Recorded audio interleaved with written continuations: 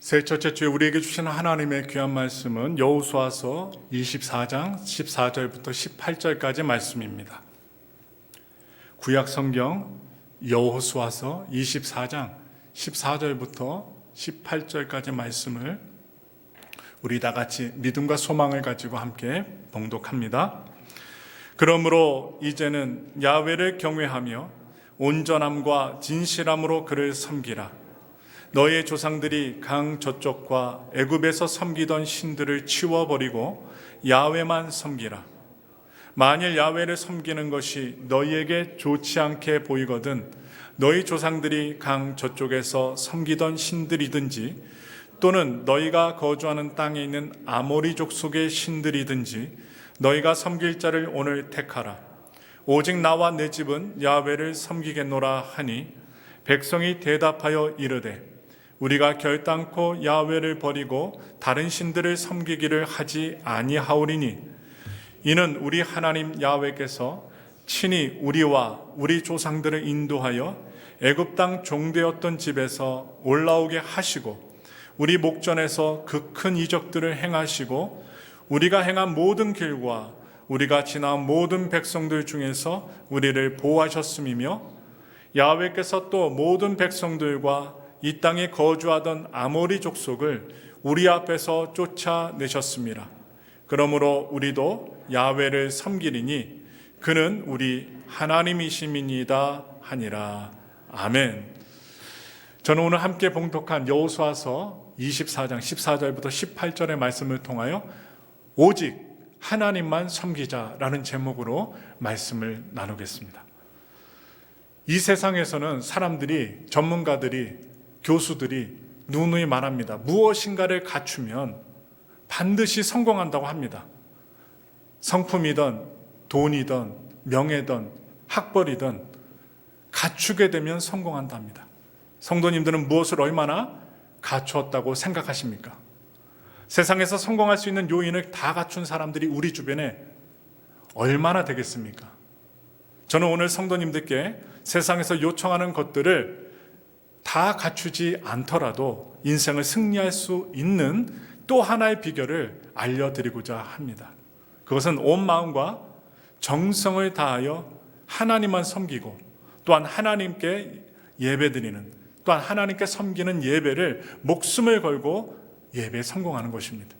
교파를 초월하여 간증하시는 분들의 이야기를 들어보면 모두 다 예배의 성공자들입니다. 예배에 성공하는 사람은 인생에도 성공하고 승리의 삶을 살 수 있다는 사실입니다. 그러므로 예배는 하나님께서 나의 삶의 주인 되어 주시고 그것을 고백하고 인정하고 모셔드린 일입니다. 그러므로 내가 아무리 능력이 있다 하더라도 하나님께서 내 인생의 주인이 되셔서 바로 나를 인도하시고 내 삶을 지켜주신다면 그것보다 더 큰 능력이 어디에 있을까요? 바로 하나님의 능력이 가장 이 세상에서는 강하다는 사실을 말씀을 드리면서 그러기에 온 마음을 다하여 오직 하나님만을 사랑하고 하나님만을 섬기며 하나님을 예배하는 데에서 가장 큰 가치를, 의미를 발견할 수 있는 오늘의 예배, 오늘의 말씀이 되길 원합니다. 바로 그것이 진정한 인생의 승리자로 사는 비결입니다. 하나님을 우리 인생의 주인공으로 모시면 바로 우리는 하나님의 능력으로 살고 하나님의 지혜로 살고 하나님의 도우심으로 살게 됩니다. 그러면 우리는 승리자가 됩니다. 승리자가 누구입니까? 인생의 성공자가 되는 것입니다. 오늘 우리가 함께 읽었던 본문의 말씀을 보시면 여호수아는 이스라엘 백성들이 함께 모인 자리, 공개된 자리에서 남에게 보여주는 대로 공개적으로 선포합니다. 또한 선언합니다. 뭐라고 얘기하느냐? 오직 나와 내 집은 여호와를 섬기겠노라. 하나님을 섬기겠노라 선포합니다. 바로 이 선포보다 더 감동적인 선포가 어디 있을까요? 바로 확실한 신앙 고백입니다. 이스라엘 백성들이 애굽에서 종살이하고 있을 때 하나님께서 그들을 긍휼히 여기시고 지도자를 세워주십니다. 모세를 세워주셔서 그를 통하여 이스라엘 백성들에게 자유와 해방을 주셨습니다. 그리고 광야 40년 동안 굽이굽이 어렵고 힘든 상황 속에서도 그들을 선하게 인도하셨고 먹을 것을 주셨고 신발이 닳지 않게 하셨고 옷이 헤어지지 않게 하셨고 마침내 약속하신 젖과 꿀이 흐르는 가나안 땅으로 도달하게 하셨습니다. 가나안 땅에는 이스라엘 백성들보다 키가 훨씬 크고 장대한 더 강한 민족이 있었지만 그들을 몰아낼 수 있는 힘을 주셨고 그 땅을 이스라엘 백성들에게 선물로 주셨습니다. 약속하신 것을 이루신 것입니다. 그리고 이스라엘 백성들은 각 지파별로 아주 공평하게 그 약속의 가나안 땅을 분배받습니다. 그러나 그걸로 그 모든 것이 끝난 것이 아니었습니다. 계속 진행이 되는 거예요. 이제 가나안 땅에서 새롭게 그들의 삶을 꾸려가야 하는데 문제가 생겨요. 문제가 무엇이냐? 누가 우리의 주인이 되어서 이 이스라엘 나라를 이끌어 갈 것인가? 이것이 문제였습니다. 바로 이스라엘 그 앞에는 새로운 시대가 열렸습니다. 가나안 땅에서 사는 새로운 길이 열린 것입니다. 모든 수고와 고생이 끝나고 축복된 미래가 열리는 그 시점에 다다른 것입니다. 새로운 질서가 시작되는 역사적인 그 시점에 서서 그들이 자신들에게 물어야 할 중요한 질문이 있었습니다. 그 질문이 무엇이냐? 그게 바로 누가 우리의 주인이 되어야 하는가라는 질문입니다. 누가 우리의 주인인가? 내가 주인인가? 아니면 우리 주변의 사람들이 주인인가? 사실 그들은 지금의 새로운 시대가 열리는 축복의 사람으로 서 있는 동시에 심각한 위기 앞에 있었던 것입니다. 왜냐? 앞날을 모르기 때문입니다. 하나님의 은혜와 도우심으로 약속의 땅 가나안 땅을 정복하고 분배를 받기는 했지만 지금부터 살아가야 할 모든 삶을 위협하는 것이 있었습니다. 그게 바로 무엇인가? 가나안 원주민들이 섬겼던 바알이라는 우상이었습니다. 오늘날로 치면 만몬이즘이에요. 돈입니다. 돈이 우상이 되는 시대에 우리는 살고 있고 이스라엘 백성들은 가나안 사람들이 극진히 섬겼던 바알이라는 우상이 문제거리가 되었습니다.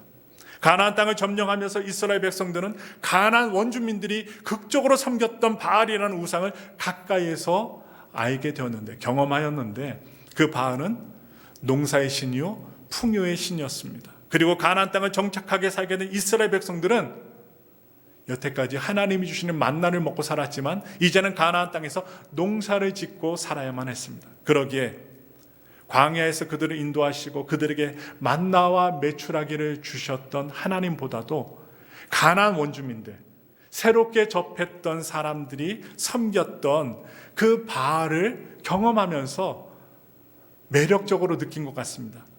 바로 하나님은 구시대적인 신과 같이 느껴지고 새롭게 느껴지는 바알 신은 그들에게 새롭게 다가온 것이었습니다.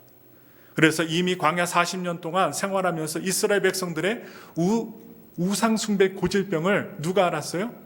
모세가 알았습니다. 여호수아도 알았습니다. 그렇기 때문에 광야 40년 동안 이스라엘 백성들 하나님의 인도하심을 받았고 하나님의 보호하심을 받았는데 그것을 직접 눈으로 피부 깊숙이 환경 속에서 직접 경험하면서도 조금만 자기들의 마음에 맞지 않으면 하나님을 배반하고 틈만 나면 우상을 섬겼습니다. 누가요? 하나님의 약속의 주인공 이스라엘 백성들이 그랬습니다. 그런 이스라엘 백성들의 모습을 너무나도 잘 알고 있었기 때문에 여호수아는 이스라엘 백성들을 위해서 자기가 할 일이 다 끝나고 죽음을 앞에 두고서 그들에게 강하게 선포하며 권면합니다. 권면할 때 어디에 모이게 하는가? 세겜이라는 장소로 다 모이라고 합니다.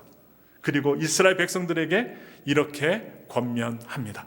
우리 다 같이 여호수아서 24장 14절의 말씀을 크게 읽겠습니다. 그러므로 이제는 야훼를 경외하며 온전함과 진실함으로 그를 섬기라. 너희의 조상들이 강 저쪽과 애굽에서 섬기던 신들을 치워버리고 야훼만 섬기라. 이게 여호수아가 이스라엘 백성들에게 하는 권면의 말입니다. 죽기 직전의 유언의 말이에요. 여호와 하나님을 야훼 하나님을 섬기는 그 길만이 살 길임을 여호수아는 알았기 때문입니다. 그러나 여호수아는 그것을 이스라엘 백성들에게 강요하진 않았어요. 여러분, 강제로 믿음이 생기는 것이 아닙니다. 강제로 하나님의 복을 받는 것이 아닙니다. 강제로 말하기보다는 그들 스스로 신앙을 선택할 수 있도록 선택의 여지를 줍니다. 왜냐? 창세기 보시면 하나님이 우리에게 자유의지를 주셨어요. 선과 악을 선택할 수 있는 자유의지를 주셨기 때문에 오늘 주일이 되어도 예배를 드리는 것, 예배를 안 드리는 것, 우리들의 선택에 놓여 있다는 것입니다. 이것과 마찬가지로 여호수아는 이스라엘 백성들에게 선택의 여지를 주었습니다. 여호수아서 24장 15절의 말씀을 우리 다 같이 읽겠습니다. 만일 야훼를 섬기는 것이 너희에게 좋지 않게 보이거든 너희 조상들이 강 저쪽에서 섬기던 신들이든지 또는 너희가 거주하는 땅에 있는 아모리 족속의 신들이든지 너희가 섬길 자를 오늘 택하라. 오늘 너와 내 집은 야훼를 섬기겠노라 하니. 지금 여기에서 보시면 하나님을 섬기는 그 길만이 살 길인데 너희가 생명의 길을 선택하든지 아니면 우상을 선택함으로 죽음의 길을 선택하든지 너희가 섬길 자를 택하라. 너희가 믿을 자, 너희가 섬길 자를 반드시 하라고 말씀하고 있습니다. 광야에서도 그랬고 가나안을 정탐할 때도 그랬고 하나님을 섬기는 길 외에는 다른 살 길이 없음을 너무나도 뼛속 깊이 느꼈기 때문에 지도자였던 모세의 뒤를 이어서 이스라엘 백성들을 가나안 땅에서 인도하였던 이 여호수아는 그렇게 말할 수밖에 없었습니다. 그리고는 이스라엘 백성들에게도 선택을 촉구합니다. 자신이 먼저 가족들과 함께 하나님을 선택하겠다라고 강력하게 선언하고 백성들에게도 요청합니다. 이제 이스라엘 백성들은 선택해야 합니다. 무엇을 선택해야 할까요? 섬길 자를 선택해야 합니다. 섬길 자. 여호수아가 하나님을 섬길 분으로 선택한 것처럼 바로 이스라엘 백성들도 섬길 분을 선택해야만 했습니다. 성도님들, 신앙은 무엇입니까? 섬길 분을 선택하는 것입니다. 내가 믿고 따를 분, 나를 구원할 분을 섬기는 것입니다. 신앙의 본질은 사색, 생각이나 아니면 말 잘하는 논리가 아닙니다. 신앙의 본질은 어떤 종교적인 지식이나 성경 말씀을 알아가는 것이 아닙니다. 아는 것에서 그치면 안 됩니다. 신앙의 근본적으로 우리에게 추구하는 것은 무엇이냐? 섬김입니다. 오늘 이 아침에 여러분들 아침 일찍 일어나셔서 예배 나오셔서 앉아서 예배 드리지만 준비해야 됩니다. 섬길 때는 준비가 필요합니다. 행동이 필요합니다. 선택이 필요합니다. 가만히 앉아서 생각만 한다고 예배 드릴 수 없습니다. 오늘날 생각만 하고 예배 드리지 못하고 유튜브만 달랑 키면서 자기가 신앙인이라고 하는 사람들이 얼마나 많은지 모릅니다. 온전한 섬김이 아닙니다. 하나님을 섬기는 것이 신앙의 본질인데 하나님을 섬기는 가장 아름다운 모습이 무엇이냐? 예배입니다. 예배. 2024년 새해가 시작되었습니다. 벌써 7일이나 되었어요. 새해를 시작하면서 내가 올 한 해 그리고 내 평생에 섬길 분은 오직 하나님 한 분이라고 우리는 외쳐야만 합니다. 확신해야 됩니다. 고백해야 합니다. 그리고 이 아침에 기도해야 됩니다. 하나님을 선택하는 자만이 행복한 인생을 살아갈 수 있기 때문입니다. 그리고 하나님을 선택하는 자만이 천국의 기쁨을 경험할 수 있기 때문입니다. 여호수아는 이스라엘 백성들에게 나중에 하라고 하지 않았어요. 지금 당장 선택하도록 촉구하고 있습니다. 지금 당장입니다. 너희가 섬길 자를 오늘 택하라. 오늘 택하라고 합니다. 내일이 아닙니다. 1년 후에, 한 달 후에, 일주일 후에 하라는 게 아니라 오늘 당장 택하라. 내일이면 늦습니다. 내일은 내일일 뿐이기 때문입니다. 신앙은요, 내일이 아닙니다. 신앙은 언제나 오늘 선택해야 되고 지금 선택해야 되고 바로 오늘 섬겨야 하는 것입니다. 어떤 분들에게 전도를 하면서 교회 나오라고 할 때에 많이 듣는 이야기가 있어요. 예수님 믿으라고 하면 착한 사람들이 뭐라고 해요? 거부하지 않아요. 화내지 않아요. 욕하지 않아요. 뭐라고 얘기하느냐? 예수님을 증거하고 교회 나오라는 분들에게 나중에 나가겠습니다. 나중에 믿겠습니다. 라고 이야기를 참 많이들 합니다. 그렇게 많이들 말들을 하는데 나중이라는 시간은 없습니다. 오늘 결단하지 않으면 언제 신앙의 길로 바로 언제 행복한 삶의 길 영원히 살 수 있는 천국의 삶으로 들어서게 될지 아무도 장담할 수 없습니다. 5분 앞도 우리가 1시간 앞도 장담할 수가 없습니다. 바로 섬기는 분을 믿어야 할 분 영생을 주시는 분을 선택한다는 것은 연기할 수 없는 긴박하고 중요한 사항입니다. 왜냐? 우리가 죽음의 영원히 살 수 있느냐 아니면 지옥 가느냐, 정말로 생존의 기로에 놓여 있기 때문입니다. 우리가 아는 어떤 분이 몸이 좋지 않아 병원에 갔는데 아주 중병에 걸렸다라고 진단받았다고 예를 들겠습니다. 의사가요, 딱 그분을 보고 엑스레이 찍고 그리고 CT를 찍은 다음에 그 자료를 보여주면서 지금 당장 수술하지 않으면 당신의 생명이 위독합니다, 위험합니다, 그렇게 말하는 데에도 나중에 하겠습니다, 지금은 바쁘니까 나중에 시간 나면 그때 수술하겠습니다, 그렇게 말하는 사람 있을까요? 없습니다. 목사가 기도하자고 금식하자고 하면 도망가지만 의사가 죽는다고 수술하자고 하면 어떻게 해요? 눈 하나 깜짝 안 하고 수술합니다. 그만큼 의사를 의존한다는 거예요. 당장 수술하지 않으면 생명이 위험하다면 앞뒤 가리지 않고 당장 수술을 해야 합니다. 그래야지 삽니다. 우리가 섬길 분을 선택한다는 것도 마찬가지입니다. 바로 내일로 미룰 수 없다는 말씀이에요. 종교개혁자 마틴 루터의 설교 가운데 이런 예화가 있더라고요. 어느 날 사탄이 부하 마귀들을 다 불러 모았습니다. 불러 모아서 땅에 내려보내기 전에 작전 회의를 펼쳤어요. 회의를 열었습니다. 사탄이 이야기합니다. 너희들이 무슨 계책으로 사람들을 사로잡아 지옥으로 끌고 가겠느냐, 그렇게 물었더니 한 부하가 이렇게 말합니다. 저는 사람들의 마음속에 하나님이 안 계시다라고 하나님에 대한 의심을 불어넣겠습니다 라고 이야기하자 사탄이 그 이야기를 듣고 고개를 절레절레 흔듭니다. 그럴 수 없다라고, 사람들의 마음을 사로잡을 수 없는 계획이라고 말합니다. 이미 오래전부터 그런 계략으로 사람들로 하여금 하나님을 부인하게 만들려고 하였지만 사람들의 마음속에는 하나님을 찾고자 하는 그 본성이 있기 때문에 그 계획이 통하지 않았다는 거예요. No 합니다. 그때 다른 부하가 또 다른 이야기 합니다. 저는 사람들의 마음속에 지옥이 없다라고 해서 인간들로 하여금 마음껏 죄를 짓게 한 다음에 지옥으로 끌고 가겠습니다 라고 확신찬 눈빛으로 이야기합니다. 그러자 이번에도 사탄은 고개를 절레절레 흔들면서 통하지 않는다라고 이야기합니다. 이미 인간들이 살고 있는 그것 자체가 지옥보다 지옥의 또 다른 경험이기 때문에 바로 지옥이 없다는 말이 사람들에게 통하지 않는다는 말이에요. 그 말이 끝나자마자 다른 부하가 또 이야기합니다. 기독교인들을 공격해서 그들에게 고통과 고난을 주어서 하나님을 원망하도록 만들겠습니다 라고 두 주먹 불끈 쥐고 침 튀겨가며 이야기합니다. 그러나 그 방법도 별로 효과가 없다라고 사탄은 대답해 줍니다. 기독교는요, 박해를 받으면 받을수록 더 확장되어 가고 고난을 가하면 가할수록 고난받는 영혼이 더욱 연단된다는 것이 역사적으로 증명이 되었기 때문에 사탄은 아니라고 합니다. 마지막으로 한 부하가 일어나서 계략을 내놓습니다. 저는 사람들에게 열심히 기도해라, 열심히 신앙생활하라, 열심히 주일 성수해라, 그리고 열심히 봉사해라, 그런 마음을 심어주겠습니다 라고 웃으면서 큰 소리로 계략을 말했더니 그러자 다른 부하들이 깜짝 놀라면서 이야기합니다. 그런 것은 우리가 막아야 하는 것 아닙니까? 라고 의구심을 갖고 대답합니다. 그러자 그 부하는 이렇게 덧붙여 설명합니다. 열심히 하기는 하는데 서두를 것 없다. 오늘은 말고 내일부터 해라. 그런 마음을 심어주겠습니다. 내일부터 해.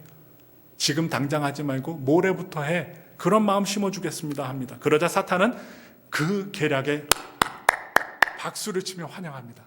아, 참 잘하였도다. 그 계략이야말로 사람들의 마음을 사로잡을 수 있는 가장 좋은 방법이라는 것입니다. 지금 하는 게 아니라 내일부터 하는 것입니다. 또 내일, 또 내일. 작심삼일이죠.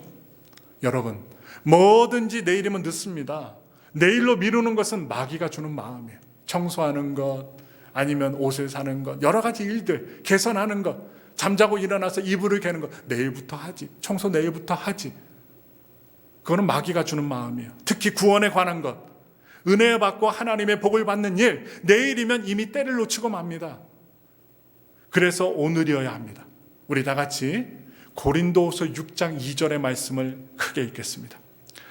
이르시되 내가 은혜 베풀 때 너에게 듣고 구원의 날에 너를 도왔다 하셨으니 보라 지금은 은혜 받을 만한 때요 보라 지금은 구원의 날이로다. 내일이 아닙니다. 바로 지금입니다. 오늘입니다. 지금 당장 해야만 합니다. 바로 우리 성도님들의 가정이 온전한 구원을 받기를 원하십니까? 언제 주님 영접하시겠습니까? 믿지 않은 가족들에게 언제 복음을 증거하시겠습니까? 오늘입니다. 오늘, 바로 지금입니다. 지금 당장 영접해야만 합니다. 나중에 믿는 거 소용없습니다. 그래야 우리 성도님들의 가정에 평화와 행복이 깃들이게 됩니다. 우리에게 내일의 기회는 없습니다. 내일은 기회가 오지 않을지도 몰라요. 죽을지도 몰라요. 무슨 사고를 만날지도 몰라요. 무슨 이유와 탓이 생길지도 모릅니다. 오늘밖에 없습니다. 오늘. 여호수아는 많은 사람들이 지켜보고 있는 가운데 당장 이렇게 결단합니다. 오늘 나와 내 집은 여호와를 섬기겠노라. 하나님을 섬기겠습니다. 선포합니다. 내일이 아니라 지금 당장 결정을 짓습니다. 지금 당장 하는 거예요.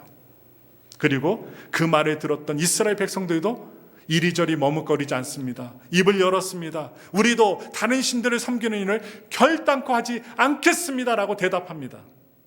우리가 하나님을 섬기겠다고 결단한 것이 부끄러워서는 안 돼요. 우리가 전도하다 보면요, 우리가 교회 다닌다는 것을 알려야만 합니다. 그런데 우리가 예수 믿고 교회 다니는 것을 부끄럽게 생각하는 분들이 간혹 계십니다. 저 사람 교회 다녀. 갑자기 친구가 얘기할 때 많은 사람들 앞에서 날아갔다가 교회 다닌다 할 때, 예수 믿는다고 할 때 얼굴이 붉어지면서 그 자리를 피하는 분들, 부끄러워하는 분들이 있어요. 그런데 부끄러워할 필요가 없다는 거예요. 내가 예수 믿고 영생을 얻는 것이 왜 부끄럽습니까? 우리가 교회 다니는 것이 왜 부끄럽습니까? 교회 다니기 때문에 선한 일을 행하고 교회 다니기 때문에 욕하지 않고 선한 말을 하지 않습니까? 우리가 교회 다니기 때문에 나를 위해서도 돈을 쓰지만 어려운 사람들을 위해서도 선교하고 돈을 베푸는 것입니다. 바로 우리 가정이 하나님을 섬기는 가정이 되어서 하나님을 주인으로 모시고 사는 행복한 가정, 천국을 이루어가는 가정이 된다는 것이 왜 부끄러운 일입니까? 부끄러운 것이 아닙니다. 자랑스러워야 합니다. 우리 어머님이, 아버지가, 내 자녀가 하나님을, 예수님을, 성령님을 잘 모시고 생활하고 있어. 얼마나 자랑스럽고 뿌듯한 마음이 듭니까? 우리가 결혼식 할 때에 이제 결혼해야 될 자녀분들도 계시겠지만, 결혼할 때 내 아내가, 내 남편이 너무나도 못생겼다고 해서 부끄러워 결혼식 하지 않고 사시는 분들 계십니까? 아무도 없습니다. 오히려 분장하고 변장까지 해서라도 결혼식을 진행합니다. 그리고 자랑합니다. 내 남편이, 내 아내가 너무나도 가난하다고 해서 다른 사람들에게 내 아내와 내 남편이 부끄러워서 결혼식 하는 것을 안 하시는 분들 계십니까? 없다는 것이죠. 여러분, 결혼식은 왜 합니까? 내 아내, 내가 결혼할 대상자가 너무나도 자랑스러워서 많은 사람들을 초대해 놓고 축하금까지 받아 놓고 성대하게 치릅니다. 그리고 좋은 음식 준비합니다. 선물까지 준비합니다. 그러면서 공개적으로 축하를 받는 것이 결혼식입니다. 우리가 하나님을 섬기며 사는 것도 역시 마찬가지입니다. 하나님을 나의 섬길 분으로 선택한다는 것이 얼마나 자랑스러운 일입니까? 자랑스러워야 됩니다. 그것보다 더 큰 축복이 없는데 그 큰 축복을 왜 우리가 부끄러워야만 해야 합니까? 그렇게 해서는 안 된다는 거예요. 자랑스럽게 생각하시고 사람들에게 예수님을 믿는 것이, 하나님을 섬기고 그리고 하나님께 예배하는 것이 내 생의 가장 큰 축복이었다라고 자랑스럽게 여길 수 있는 그 믿음을 소유하시기를 바랍니다. 여호수아는 오늘 나와 내 집은 여호와만을 섬기겠노라 당당하게 밝혔습니다. 부끄러워하지 않았습니다. 혼자서 말하지 않았어요. 대중 앞에서 공개했습니다. 그랬더니 이스라엘 백성들이 우리가 하나님을 떠나지 않겠다라고 당당하게 밝힙니다. 목회자만 당당하게 밝힌 것이 아니라 가정의 부모님 되시는 여러분들이 당당하게 올해 우리 가정은 예배 드리자, 기도 드리자, 일어나자마자 냉수 먹기 전에 하나님께 기도하고 시작하자, 밤에 잠자기 전에 우리 가족이 함께 모여 가온을 세우고 우리가 함께 예배 드리고 기도하고 잠자리에 들자, 선언하시는 여러분들 되셨으면 좋겠습니다. 다른 신들에게 눈웃음 치지 않고 하나님 섬기겠다고 백성들이 여호수아의 선언을 듣고 선언합니다. 바로 이스라엘 백성들이 여호수아의 결단을 듣고 자신들이 여호와 하나님을 버리지 않고 하나님 한 분만 섬기겠다라고 말한 이유가 나와요. 바로 오늘 24장, 여호수아 24장 17절에서 이렇게 말씀하고 있습니다. 함께 읽겠습니다. 여호수아서 24장 17절의 말씀 읽겠습니다. 이는 우리 하나님 야훼께서 친히 우리와 우리 조상들을 인도하여 애굽 땅 종되었던 집에서 올라오게 하시고 우리 목전에서 그 큰 이적들을 행하시고 우리가 행한 모든 길과 우리가 지나온 모든 백성들 중에서 우리를 보호하셨음이며, 이스라엘 백성들이 고백한 하나님은 구원의 하나님입니다. 능력의 하나님입니다. 그리고 능력과 그리고 힘이 무한하신 하나님이십니다. 그래서 이스라엘 백성들을 보호해 주시고 인도해 주시고 또한 지켜주시는 하나님입니다. 그들은 지금까지 그들의 광야의 삶 속에서 그런 하나님을 경험했습니다. 우리도 경험했어요. 어려운 길, 힘든 길, 문제가 있는 곳에서 하나님이 도와주시지 않으셨더라면 오늘 우리는 이 자리에 없었을 것입니다. 우리 성도님들이요, 하나님을 모시고 사는 사람의 마음에 천국이 이루어집니다. 하나님을 주인으로 모시고 사는 가정에 천국의 기쁨과 예수님의 향기가 가득하게 됩니다. 하나님을 모시고 천국을 이루며 사는 사람들의 마음과 가정에는 하나님께서 그들의 장막이 되어주십니다. 장막이 무엇입니까? 안전을 뜻합니다. 장막 안에 있으면 안전한 거예요. 따뜻한 거예요. 밖에 있어 보십시오. 담이 없습니다. 집이 없습니다. 추운 곳에서 덜덜 떨며 죽을 수밖에 없습니다. 요즘에 새벽에 잘못 나오시면요, 안개가 짙게 꼈는데 우리 엘파소에 보니까 코요테가 막 다니더라고요. 그냥 강아지가 아닙니다. 막 늑대같이 큰 코요테가 막 활발하게 다니는데 차 안에 있어서 새벽기도 나오다가 한숨을 졌어요. 막 안개가 끼니까 코요테가 다니는 거예요. 여러분, 집이 없다고 하면 그 코요테가 잠자고 있는 여러분들의 몸을 물지도 모릅니다. 여러분, 하나님이 장막 되어주신다는 것은 무엇입니까? 보호자가 되어주신다는 것입니다. 그러므로 줄이지도 않고 목마르지 않고 그 어떤 악한 것들이 우리를 위협하지 못하게 하시고 우리의 눈에서 눈물 나는 슬픈 일이 있더라도 우리를 구해주시고 눈물을 닦아주시고 기쁨을 얻게 하신다는 거예요. 그리고 하나님이 우리의 목자가 되시기 때문에 그분이 우리를 영원한 생명수 강가로 인도하셔서 영원히 목마르지 않는 샘물을 공급해 주신다는 것입니다. 여러분, 하나님이 주시면요, 만족감이 있어요. 그런데 세상의 것을 누리는 자들 치고는 그들도 행복이 있겠죠. 기쁨이 있겠죠. 영원한 만족감 못 누립니다. 제가 한 분을 소개합니다. 어떤 분들은 좀 안 좋게 여기기도 하고 어떤 분들은 좋게 여기기도 합니다. 근데 좋은 점이 많은 분이에요. 역사적으로 가장 축복받고 선한 일을 많이 하는 사람 가운데 하나가 누구입니까? 록펠러입니다.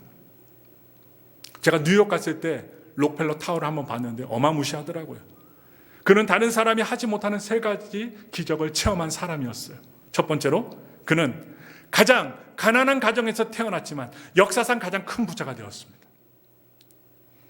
경제 규모나 환율 등을 계산해 보면 지금의 빌 게이츠보다 더 많은 재산을 가졌던 사람입니다. 두 번째로, 무슨 기적을 경험했는가? 그는 역사상 가장 많은 돈을 선한 일에 사용한 사람입니다. 자기만 잘 먹고 잘 사는 사람이 아니에요. 지금도 뉴욕시에 수도세는 누가 내고 있어요? 록펠러 재단이 내고 있어요. 선한 사업에 힘을 쓴 사람이에요. 당시 그가 미국과 다른 나라들을 위해서, 어려운 사람들을 위해서 기부한 돈은 한 사람이 사용한 금액이 미국 전체 정부가 한 것과 비슷했다고 하는 정도로 많은 돈을 사회를 위해서 기부했다는 것입니다. 엄청난 일이죠. 그리고 어려운 나라를 위해서 사용했습니다. 세 번째 기적은 무엇이냐? 그는요, 98세까지 살았어요. 98세까지 장수하면서도 치아가 하나도 썩지 않았답니다. 치아가 하나도 썩지 않을 정도로 돈 갖고 관리했겠죠. 썩지 않을 정도로 건강하게 살다가 죽었다는 것입니다. 그런데 록펠러가 이렇게 어마어마한 축복을, 제가 말씀을 드렸는데요, 그렇게 복을 받을 수 있었던 배경이 있었어요. 그의 어머니의 유언을 철저히 따랐기 때문입니다. 오늘 우리가 부모 되었습니다. 우리 자녀에게 무엇을 물려줘야 될까요? 돈이 아닙니다. 오늘 록펠러의 어머니처럼 믿음의 유산을 물려줘야 됩니다. 훌륭한 신앙인이었던 그의 어머니는 록펠러에게 10가지 유언해 줍니다. 우리 한 가지씩 보고 말씀을 마칠게요. 첫째, 하나님을 친아버지 이상으로 섬겨라. 아버지의 생계를 위해 필요한 모든 것을 공급하지만 더 중요한 공급자는 바로 하나님이시다. 이것을 말했어요. 둘째, 유언입니다. 목사님을 하나님 다음으로 섬겨라. 목사님과 좋은 관계 속에서 하나님의 말씀을 듣고 따르는 것이 축복된 길이다. 조건이 있죠. 하나님을 잘 이끄는 목사님이어야 합니다. 셋째, 주일 예배는 꼭 본교회에서 드려라. 하나님의 자녀로서 교회에 충성하여야 한다. 또한 네 번째 유언입니다. 11조는 하나님의 것이므로 먼저 구별한 후 나머지를 사용하도록 하라. 다섯째, 아무도 원수로 만들지 말라. 다른 사람과의 관계가 좋지 않으면 일마다 장애 요소가 될 수 있기 때문이다. 또한 여섯 번째 유언을 남깁니다. 아침에 목표를 세우고 기도하라. 오늘 해야 할 일을 하나님께 맡기면 모든 일에 함께하여 주실 것을 온전히 믿는 기도가 필요하다. 아침에 기도했죠? 일곱 번째 유언은 밤에 기도하는 거예요. 잠자리에 들기 전 하루를 반성하고 기도하라. 빨리 회개하여 죄로 인한 어려움과 고통을 피할 수 있어야 한다. 여덟 번째 유언입니다. 아침에는 꼭 하나님 말씀을 읽어라. 기도하는 것도 중요하지만 말씀도 읽으라고 합니다. 아홉 번째, 남을 도울 수 있으면 힘껏 도우라. 그리고 도와준 일에 대해 절대로 나팔 불면 안 된다.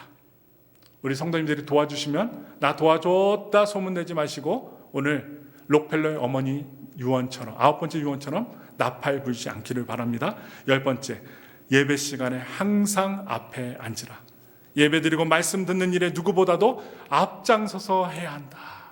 이렇게 10가지의 유언을 귀한 아들 록펠러에게 유언으로 남기고 돌아가셨다고 합니다. 이런 어머니의 유언대로 그는 예배 드리는 일에 목숨을 걸었고 수많은 대학들을 건축하였으며 또한 장학금을 후원하였고 수많은 교회들을 세웠습니다. 하나님을 사랑하고 하나님만을 섬기며 그의 평생을 살았습니다. 록펠러에 대해서 많은 사람들이 여러 이야기합니다. 그러나 나쁜 이야기도 있겠지만 그가 했던 좋은 이야기들을 여러분께 말씀을 드립니다. 그가 하나님 앞에 정말 하나님 앞에 온전히 섰기 때문에 그리고 후원했기 때문에 하나님께 물질로 나갔기 때문에 그에게 하나님께서 엄청난 큰 축복을 주신 것입니다. 말씀과 기도와 예배와 하나님 우선주의로 살았던 그에게 큰 복을 주셨습니다. 한 사람 더 소개합니다. 영국의 윌리엄 그래드스턴이라는 정치인이 있었습니다. 이분은 무려 4번이나 영국의 수상을 지낸 유명한 정치인입니다. 4번이나 수상을 지냈어요. 그가 이러한 유명한 말을 합니다. 나에게는 예배의 자리가 대영 제국의 수상 자리보다 더 존귀하다. 아무리 작은 교회일지라도 그 예배 드리는 자리가 자기가 권세를 누리는 수상의 자리보다 더 귀하다는 것을 온 천하 만방에 영국에서 선포했습니다. 수상이라는 높은 관직보다 하나님 앞에 나와 예배 드리는 그 시간, 그 자리가 훨씬 더 귀하고 소중하다는 것을 알린 것입니다. 성도님들이요, 2024년 우리에게 예배가 가장 소중한 한 해가 되길 바랍니다. 정말입니다. 그 무엇보다도 예배 시간을 가장 귀하게 여기고 세상 그 무엇이 우리를 유혹할지라도 하나님만을 섬기겠노라고 여호수아처럼 고백하며 사시고 또한 큰 복을 누리시는 귀한 성도님들이 되시기 바랍니다. 그러면 하나님께서 반드시 우리의 삶에 축복해 주실 것입니다. 믿음의 승리자로 우리의 길을 인도해 주시는 하나님을 믿고 2024년 하나님과 함께 승리하시는 귀한 하나님의 백성들이 되십시오. 기도하겠습니다.